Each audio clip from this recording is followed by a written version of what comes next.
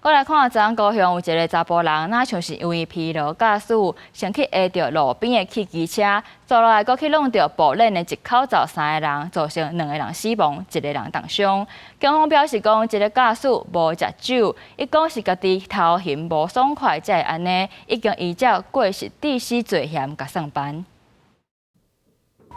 一家3人行伫路边，拥有一台白色汽车，驶前景瓦棍对后壁甲弄落去。也7台弄着人的汽车，进前就已经去弄着停伫路边的2台汽车，还有1台机车。说是个，就去开到一台小女车，佫开到这只美英的，我把公交哎呀。行江方向骑机车的老母甲查某囝也去弄着，2人切着伤送病院，加在无要紧。不过对中华来高雄看病的一家3个人，4楼的查某人重伤，医院伫抢救。因来妈妈甲翁婿是送医不幸死亡，一家就安尼拆散去了。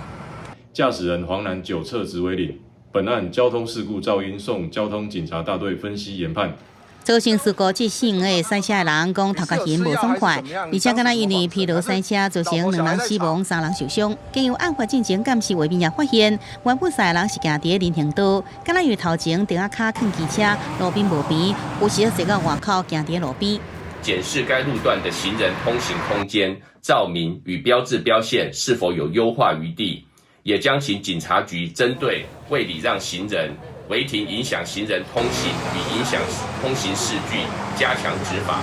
车里中道市府各单位联合会勘，这路段沿线顶档的障碍物已经打广告限期移除，固定式障碍物由干部局赶紧来处理。市府建议经由工程改善加强来执法消毒安全问题。要这造成事故的赛车的人无啉酒也无食毒赛车，因为照过失致死罪嫌移送法办。记者综合报道。